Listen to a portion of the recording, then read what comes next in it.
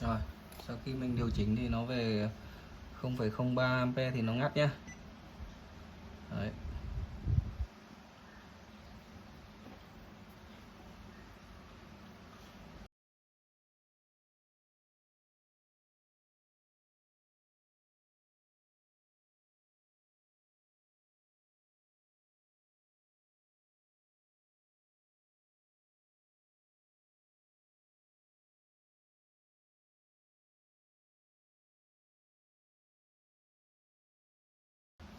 Đấy.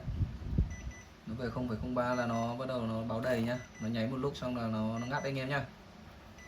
Thấy tính năng khá hay ho anh em ạ. Rồi.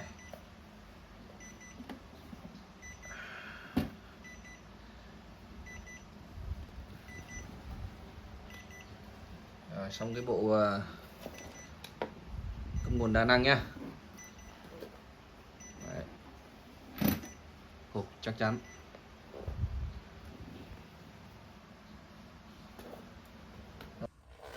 Rồi. Nói chung là cũng xong rồi anh em nhá. Đây, nó quay anh em xem thì cái nguồn tổ ong của mình đây. Đấy, tháo cái nắp trên ra. Mình đặt một cái quạt tản nhiệt 12V ở giữa nhá. Để đồng thời tản nhiệt cả cái nguồn tổ ong này và cái mạch bút áp lên này. Đấy, còn cái mạch của nguồn đa năng mình để đây, lót trên một tấm nhựa nha. Đấy. Ok nhá. Cái mạch này là mạch hạ áp từ 24V xuống 12V để cấp nguồn cho quạt này. Rồi. Dán keo silicone A500 cho nó chắc, chịu nhiệt được anh em nhá. Nói chung là chắc chắn đấy. Mô tô bóc ra thì hơi khó. Đấy.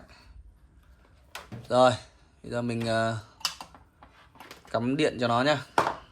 Thử xem nó lên nào. Rồi, quạt quay.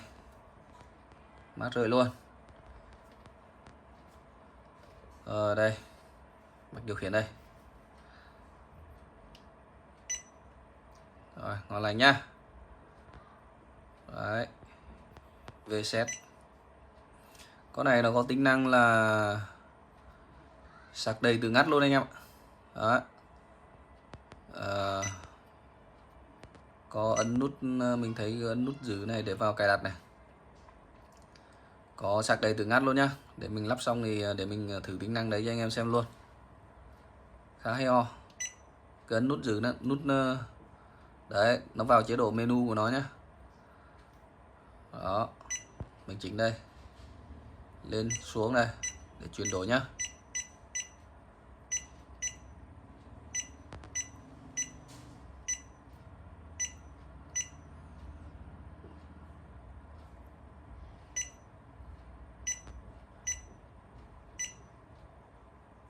Đây. Cái tính năng mà sạc đầy từ ngắt đây anh nhá. BTS đây.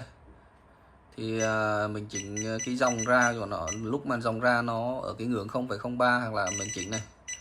Cái ngưỡng của nó mà cái dòng ra nó yếu về dưới cái mức này là nó tự nó ngắt luôn nhá. Đó, ok.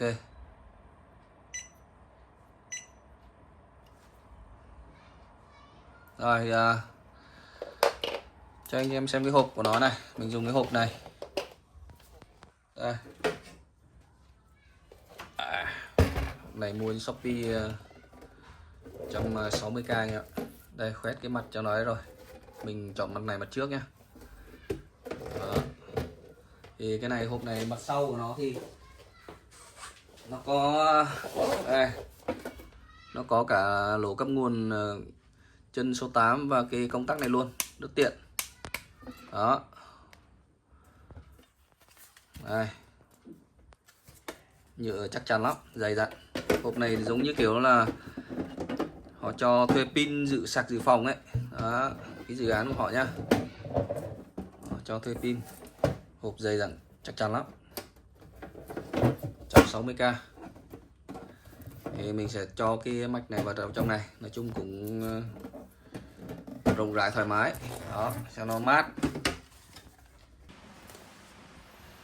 Rồi, xong rồi anh em nhá. Thì là cái hộp hoàn thiện của nó này. Đó. tắc thì mình để gần đây cho dễ thao tác, bấm này, tắt mở này. Đó, tắt mở đây. Rồi thì cái này nó có cái tính năng nó sạc đầy tự ngắt.